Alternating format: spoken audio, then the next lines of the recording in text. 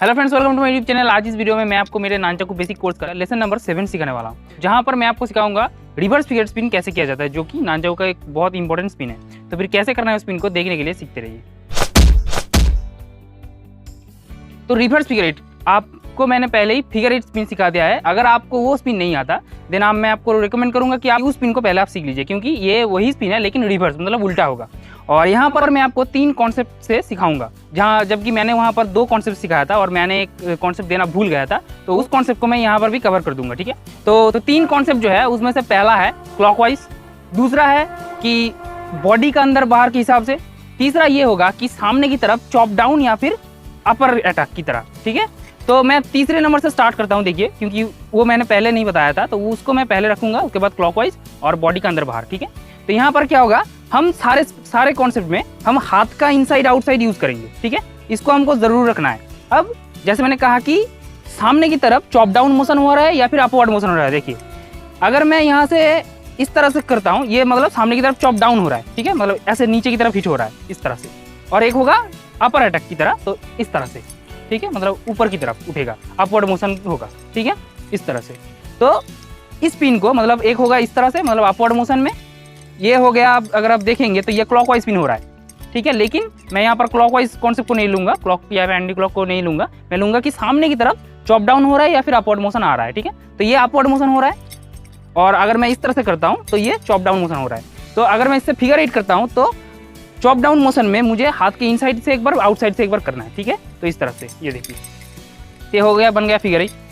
तो अगर मैं रिवर्स फिगर करूंगा तो अपवर्ड मोशन यूज करना है, और वो भी हाथ की इनसाइड से आउटसाइड से। देखिए, अगर सामने से देखते हैं आप, इस तरह से, इस तरह। ओके, सामने की तरफ अपवर्ड मोशन से हम हाथ के एक बार इनसाइड से एक बार आउटसाइड से स्पिन कर रहे हैं। अगर आप इस साइड से देखेंगे तो इस तरह से। ठीक है, ये पहले कॉन्सेप्ट से। दूसरा कॉन्सेप्ट जो है कि क्लॉकवाइज एंटी क्लॉकवाइज, तो जब जैसे कि मैंने पिछले वीडियो में कह दिया था कि आप कोई भी स्पिन करेंगे तो आपको हर समय अपने बॉडी के अंदर की तरफ से व्यू देखना है। ठीक है, मतलब यहाँ पर इस तरह से करना है, तो ये होगा आपके लिए, या फिर मेरे अंदर के हिसाब से ये क्लॉकवाइज पिन है, राइट। और फिगर 8 में मुझे एंटी क्लॉकवाइज करना पड़ता था। ठीक है, ये क्लॉकवाइज, तो यहाँ पर भी मुझे हाथ के अंदर से एक बार, बाहर से एक बार, सो अंदर बाहर अंदर बाहर। ठीक है, अगर आप मेरे सामने से देखोगे तो आपको क्लॉकवाइज नहीं दिखेगा, बट आप समझ जाओगे, हाथ के अंदर से बाहर से, अंदर से बाहर से। ओके, अगर आप इस साइड से देखोगे, अब इस साइड से जबकि देखोगे, ये हाथ के आउट साइड से देख रहे हो, तो ये आपके लिए उल्टा हो जाएगा, मतलब ये आपके लिए एंटी क्लॉकवाइज पिन बन जाएगा इस तरह से। ठीक है, लेकिन ये हो रहा है रिवर्स फिगर 8। ओके, तो ये रहा दूसरा कॉन्सेप्ट। ठीक है, तीसरा जो कॉन्सेप्ट है कि मैंने कहा यहाँ पर कैसे हो जाएगा, हाथ का इनसाइड आउटसाइड हम यूज करेंगे, लेकिन हाथ के इनसाइड आउटसाइड के साथ बॉडी का इनसाइड आउटसाइड एक नहीं है। ठीक है, जबकि क्लॉकवाइज पिन में हाथ के इनसाइड आउटसाइड भी बॉडी का इनसाइड आउटसाइड होगा। ठीक है, लेकिन यहाँ पर हाथ का इनसाइड आउटसाइड अलग चीज है और बॉडी का इनसाइड आउटसाइड अलग चीज है। कैसे? जितना दूर तक आपका हाथ का रेंज जाता है उतना तक आपका हाथ का मतलब बॉडी का इनसाइड, ठीक है, हाथ का नहीं, बॉडी का इनसाइड, उससे बाहर जो होगा वो होगा बॉडी का आउटसाइड। लेकिन यहाँ पर हाथ का इनसाइड आउटसाइड नॉर्मल हम यूज करेंगे, तो एक होगा कि नीचे से ऊपर उठते हुए बॉडी को बाहर की तरफ जा रहा है, या फिर ऊपर से नीचे जाते हुए बॉडी के बाहर की तरफ जा रहा है। इस 2 कॉन्सेप्ट को हमको यूज करना है। ठीक है, कैसे?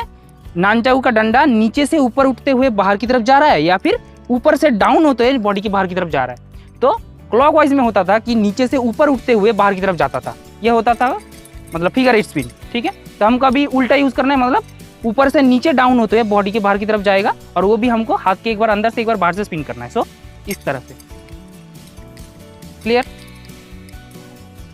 इस तरह से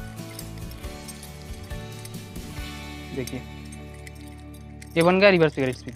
ठीक है, अभी आप सोचेंगे कि मैं इतना ज़्यादा क्यों कॉन्सेप्ट सिखाता हूँ, ताकि आपका कॉन्सेप्ट क्लियर रहे। ठीक है, आपका पूरा कॉन्सेप्ट आपका क्लियर हो, और आप खुद तो सीख ही जाओगे, उसके साथ आप किसी को भी सिखा भी सकते हो। ठीक है, इसीलिए मैं इतना सारे कॉन्सेप्ट सिखाता हूँ, और वैसे भी बहुत लोग एक कॉन्सेप्ट से नहीं सीख पाते, तो उनके लिए जो कंफर्टेबल होगा वो उन कॉन्सेप्ट से सीख लेंगे। ठीक है, तो इसीलिए मैं तीन या फिर 2, जो जितना भी हो सके मैं उतने अलग अलग कॉन्सेप्ट से आप लोगों को सिखाता हूँ। तो पहला जो कि मैंने कहा कि चॉप डाउन या फिर अपवर्ड मोशन, उससे हम रिवर्स फिगर 8 करेंगे इस तरह से। और दूसरा है क्लॉकवाइज एंटी क्लॉकवाइज, तो हमको यहाँ पर क्लॉकवाइज पिन को करना है इस तरह से।